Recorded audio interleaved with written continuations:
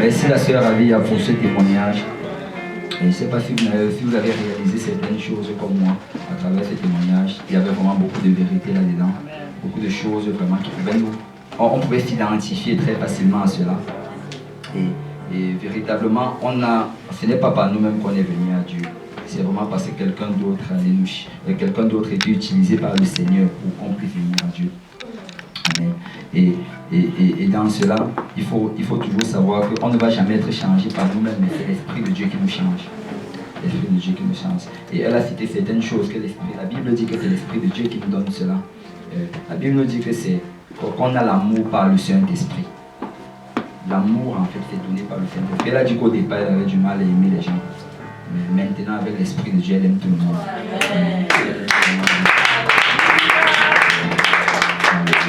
On a tous besoin du Saint-Esprit.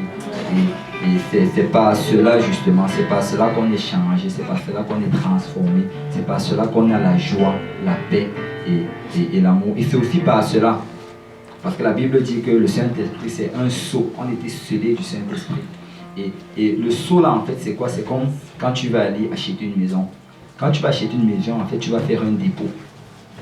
Tu déposes, par exemple, si tu veux une maison, disons de 300 000 $, suppose que tu fais un dépôt peut-être de 10 000 $. Tu vois. Et quand tu mets ce dépôt-là, qu'est-ce que ça signifie en fait? Ça veut dire que tu as réservé cette maison-là. Et en plus, tu peux partir et tu peux revenir et la maison va t'attendre.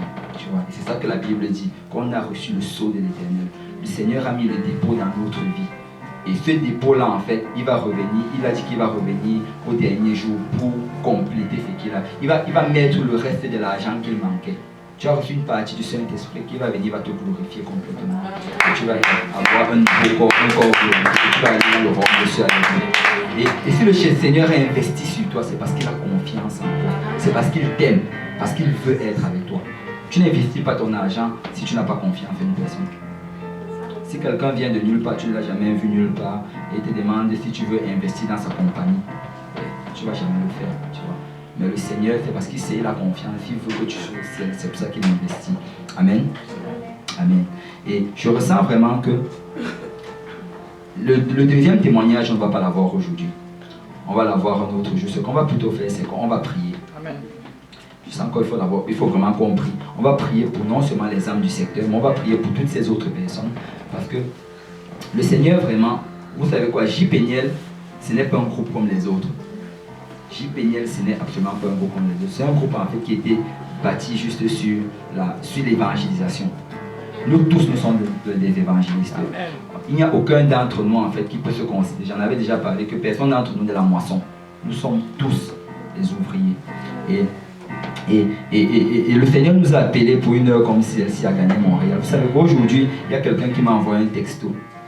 Et il m'a dit peut-être certains d'entre vous connaissent peut-être la personne, mais il m'a dit en fait que maintenant il va aller d'une autre église, et c'est cela. Et non, pas beaucoup d'entre vous le connaissent. Il n'était pas régulier dans tous les cas. Il a dit que maintenant il va partir d'une autre église. Bon, il m'a donné l'adresse de l'église, le site web et tout. Donc, je suis allé checker le site web et tout. Je regarde. Et c'est quand tu regardes ce genre de trucs là, tu as tendance rapidement à comparer avec l'église où tu vas. C'est une tendance naturelle. Et là, je commence à comparer, je regarde, je me réalise vraiment que J-Péniel, c'est vraiment un groupe d'évangélisation. Nous sommes comme une équipe d'évangélisation, tout simplement.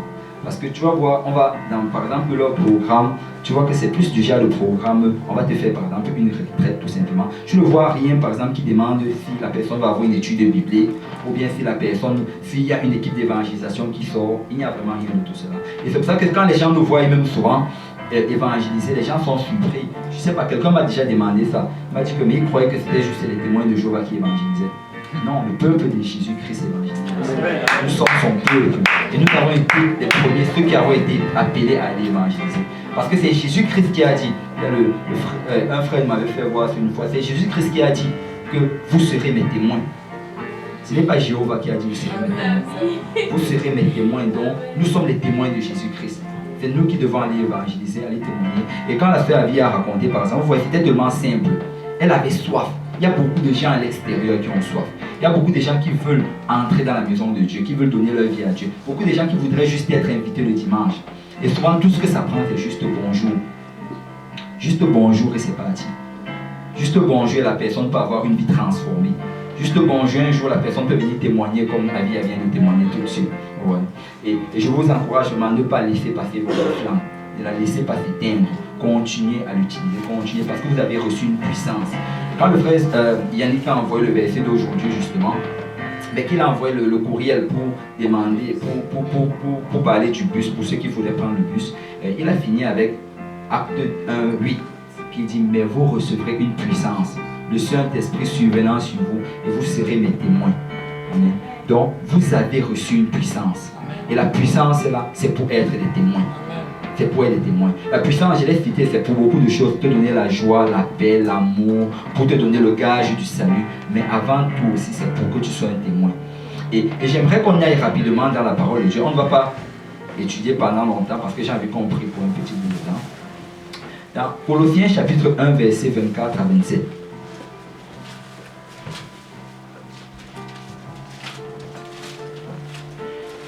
Alléluia. Si on peut s'élever pour cette lecture de la parole de Dieu. Ça propose de se lever. Colossiens chapitre 1, verset 24 à 27, la Bible dit, je me réjouis maintenant dans mes souffrances pour vous. C'est Paul qui est en train d'écrire à l'église qui est à Colosse. Il est en train de dire qu'il se réjouit dans ses souffrances pour eux.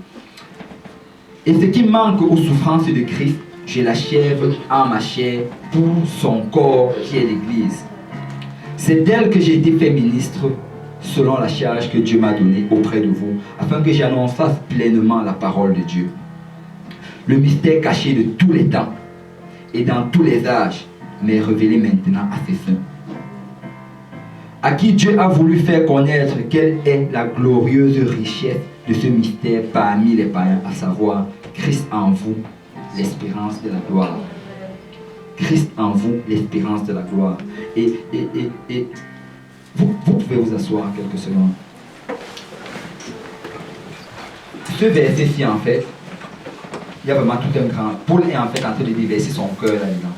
Il est en train de dire qu'il est en train de se réjouir malgré le fait qu'il est dans les souffrances. Actuellement, dans ce verset-ci, il était à Rome. Il était en prison à Rome.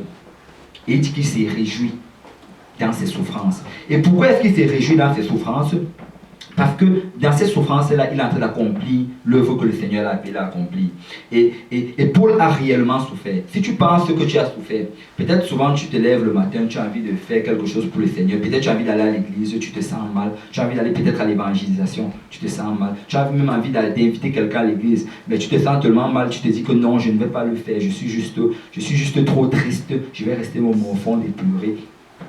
Sache que si tu crois que c'est la souffrance, tu n'as pas vraiment souffert.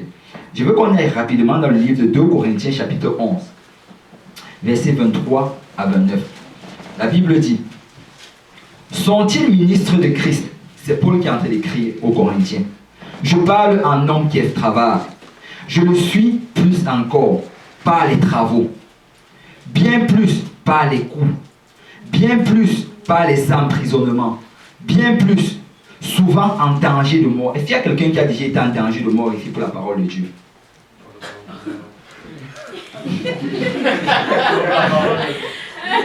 5 fois, j'ai reçu des Juifs 40 coups moins 1. 3 fois, j'ai été battu de verge. 1 fois, j'ai été lapidé. 3 fois, j'ai fait naufrage. J'ai passé 1 jour et 1 nuit dans l'abîme. Fréquemment en voyage, j'ai été en péril sur les fleuves, en péril de la part des brigands, en péril de la part de ceux de ma nation, en péril de la part des païens, en péril dans les villes, en péril dans les déserts, en péril sur la mer, en péril par les faux frères.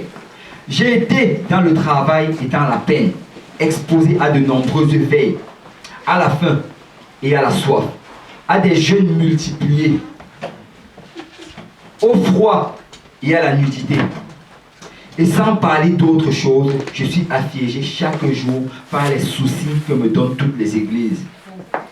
Qui est faible que je ne sois faible, qui vient à tomber que je le brûle. Il nous demande à l'église aujourd'hui qui est faible, qui croit qu'il est faible aujourd'hui, qui croit qu'il a déjà plus souffert que Paul.